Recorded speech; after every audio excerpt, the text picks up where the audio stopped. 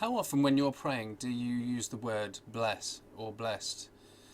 We say it a lot as Christians, don't we? We say, Lord, bless us, bless them. I want to bless you. Do we even know what we mean when we say that? Well, let's talk about it.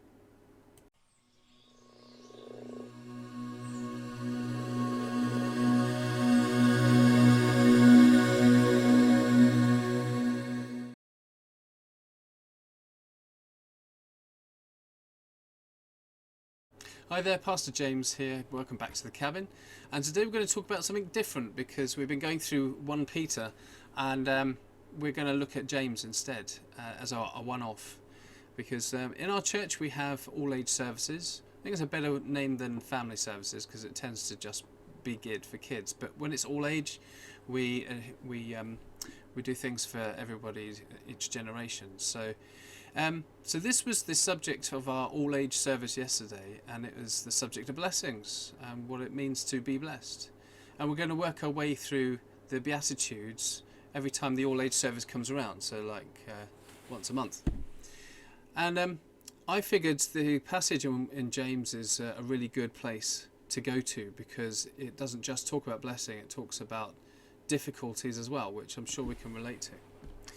So I hope you're safe where you are because the storms we've had, 3 in a row, have been quite devastating for some people and a bit of a trial for others. And thankfully, we were blessed in the fact that we didn't have much damage done. It's the fence to the neighbours that took the brunt of it.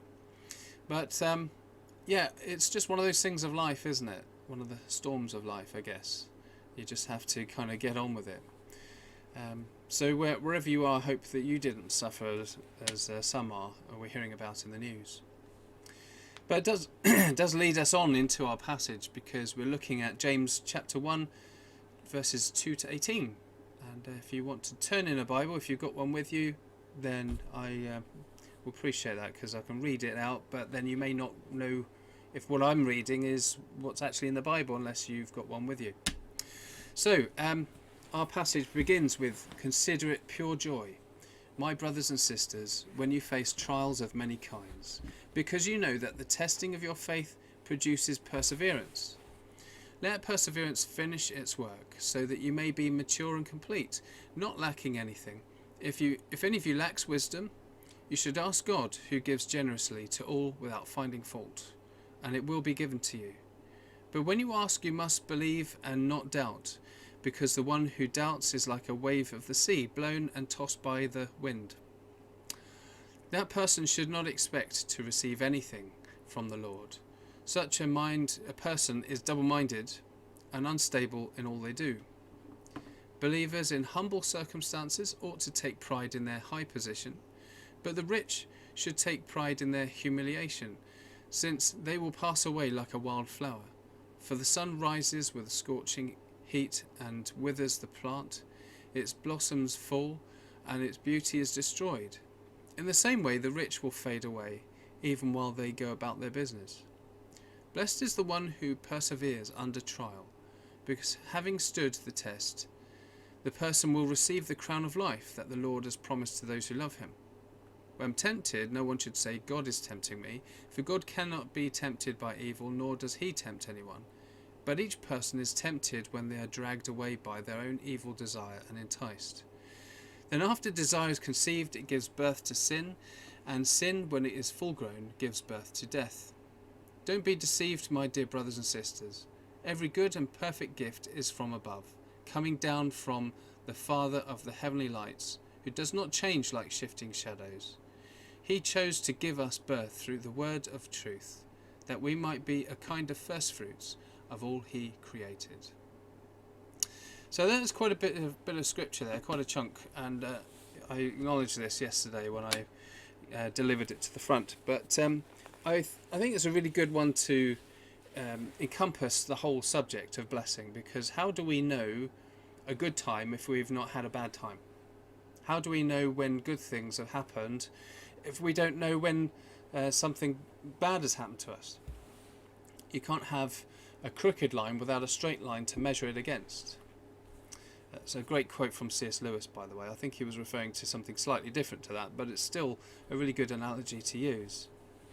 So there's this term that I hear people use, and it's crept its way into our culture, in our dialogue, and it's, I feel very blessed because of ... And it's a term I hear celebrities use when they're in an interview, and maybe it's a new relationship that has started up for them and they're really happy about it and they want to share that. And they might use the term, I feel very blessed by this, or, you know, and I kind of wonder whether they know what they're talking about, because why they're using that term when blessing is something that God gives. It's a God-given thing. But we can also bless each other as well. So this is why we kind of need to talk about it, because it can be very conflicting and confusing unless we have studied it. So, my question to you is: do you feel blessed? Do you feel at this time in your life? Do you feel God is smiling on you? Do you feel the gratitude of how good things are? If we put aside the good Christian answer to this for a moment, we can think of the right answer. Well, of course I feel blessed. God blesses me every day, and he gives me all that I need. And yes, that may well be true. Well, of course it is true.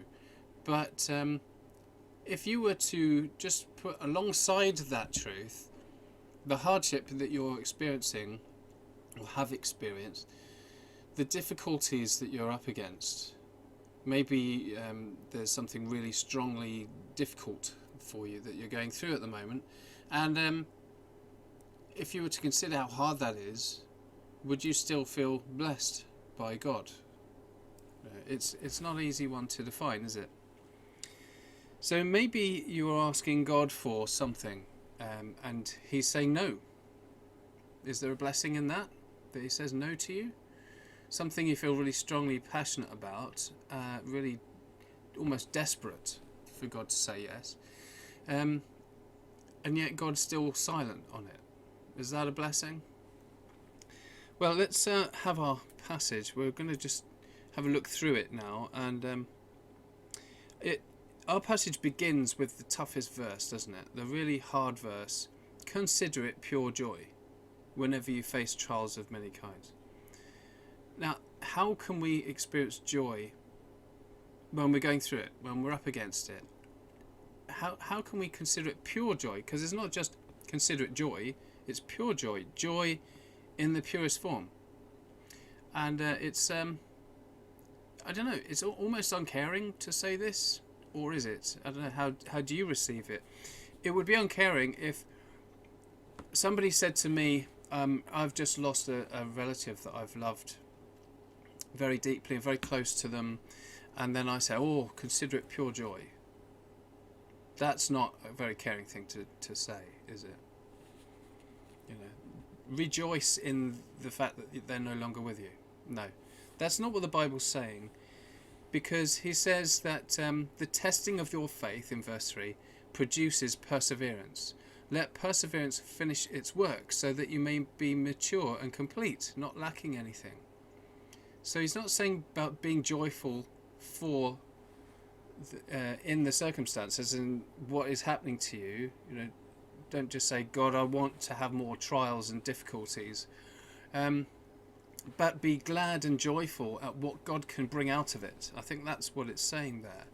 We can rejoice in knowing that God is able to bring good out of bad, and whatever it is, it will be for our benefit, because we will be more rounded as a person in our character. We will have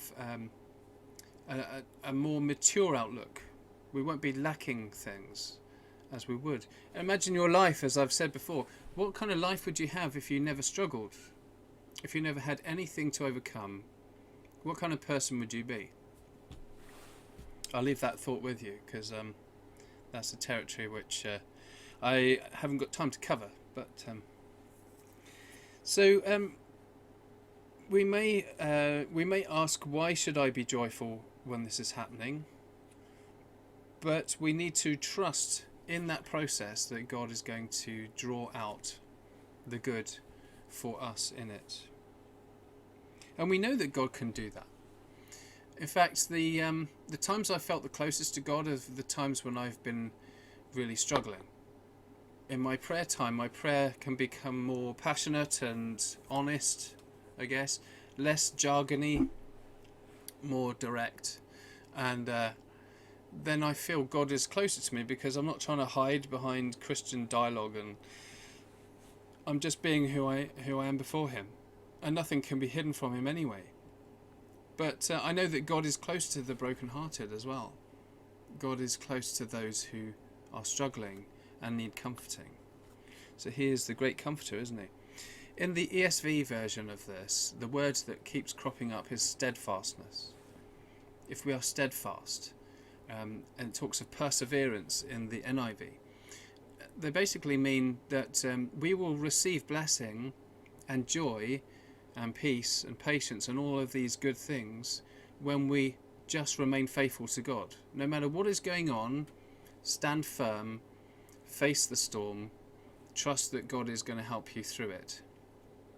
I am so glad that God doesn't just pluck us out of our life situations whenever things get a little bit too rough for us.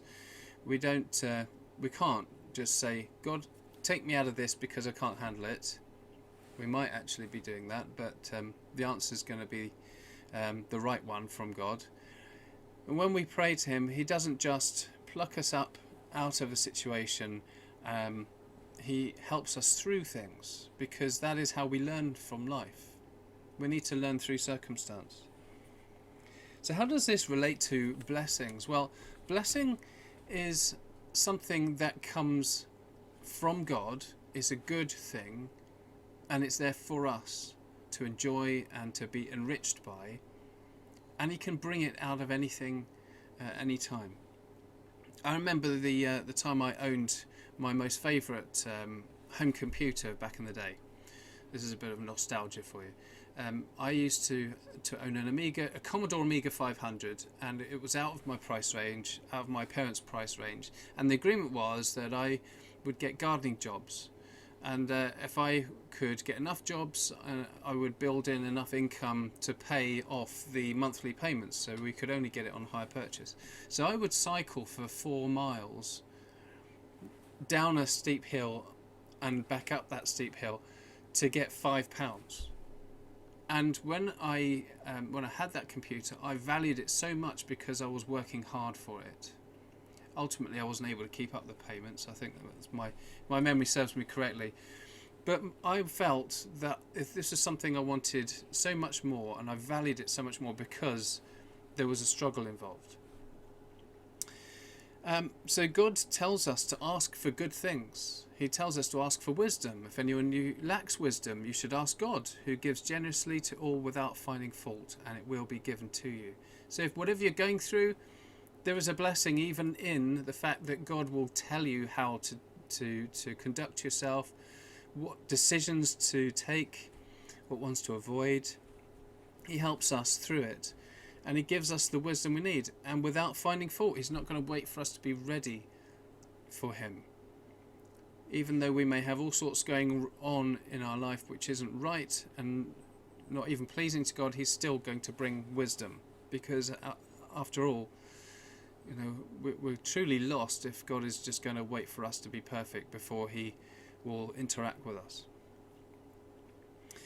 And in our passage further on, it says humble believers in their circumstance ought to take pride in their high position. So he's talking about the humble being in a high position and the rich being in a lowly position. So that's how God sees it. God sees people in humility in a high position, and it's quite the opposite often, isn't it? The way God works and the way God sees things is the opposite to the way the world does. So if we were to think about what a blessing is, if we were to consider somebody we thought may be blessed, we may even think of somebody with a great big house, plenty of rooms, maybe a double garage or a lovely car, and we may think God really blessed them because of all they've got. And it is true in the Old Testament specifically. People were blessed by possessions if they had a large number of cattle or land. Job, for instance, had immense wealth, and he was blessed by God. But that's not all that blessing is it? Because we know that we can lose all of that in the blink of an eye. Everything we have is from God, but it's all stuff at the end of the day. So what is blessing not?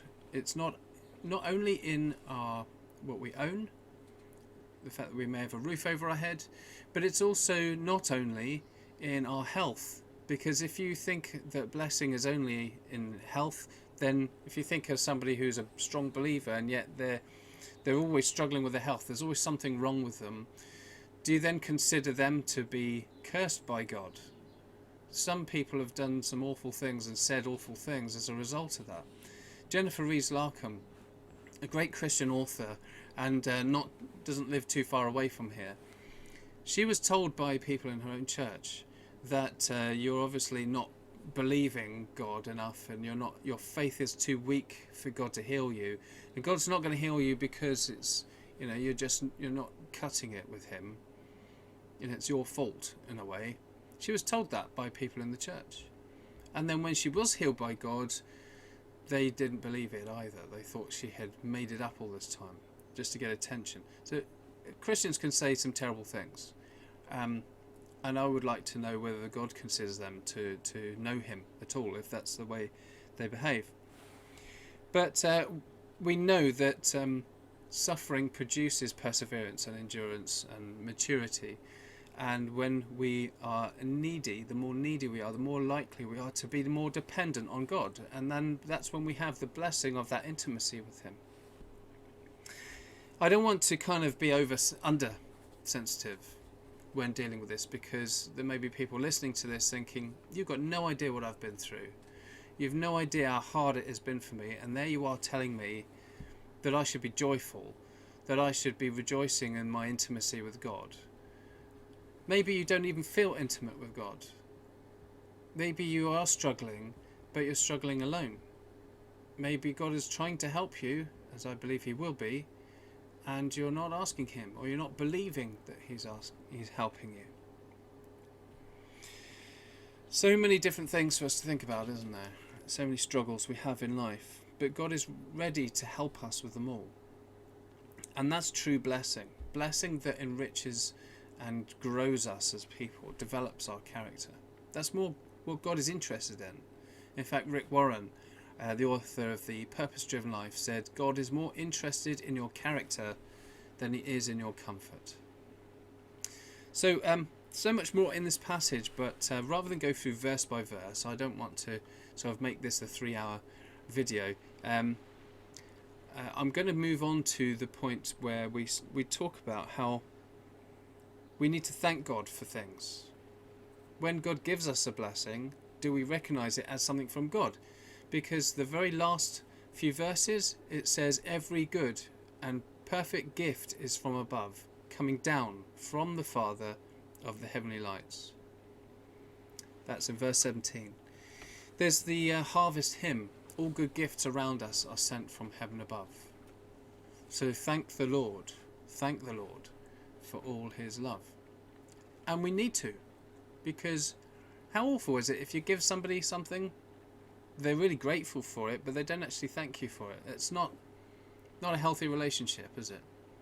If we want that healthy relationship with God, then we need to say thank you to him for everything. Even if it's just you're outside enjoying nature, you feel the warmth of the sun on your face, or even in these days it's probably the rain, but you're just feeling that swell of gratitude welling up within you. Pay it forward, give it to God. Say thank you, Lord, for this fine day. Whatever is good in your life, thank him for it. Whatever you're struggling with in his life, accept his help. Ask him for his help. Ask him for wisdom. Don't see it as God punishing you necessarily. Hardships are not necessarily God punishing us. Hardships are a fact of life. Everybody has to go through this life on life's terms. But thankfully, as Christians, we're not alone in it. I've often felt sorry for those who don't have a faith in God. They may even consider themselves atheists. And they must too feel that swell of gratitude and awe maybe they go to somewhere that's really beautiful in nature, and they just feel this amazing sort of respect for nature and how beautiful it is. But if the fact they don't have a faith in God, they got no one to take it to. No one to say thank you for this lovely world you've made. Where do they take it? They just have to sit on it, I guess, but they can still enjoy nature like the rest of us. But at least we get to thank the one who made it, and that's quite something, isn't it? So my last thought is, when God does bless you, when he gives you things that are good, if he's enriching your character, or if he's giving you the job you've always wanted, sometimes he'll do that, then pay it forward, give it back to him out of worship and gratitude, but benefit those around you in your life, because God isn't giving us good stuff just for us. He's giving it to us for other people. And if we forget that, then the blessing isn't so great, because we're wasting it, we're squandering it. It's like somebody getting an inheritance, and all they do is they spend it on themselves.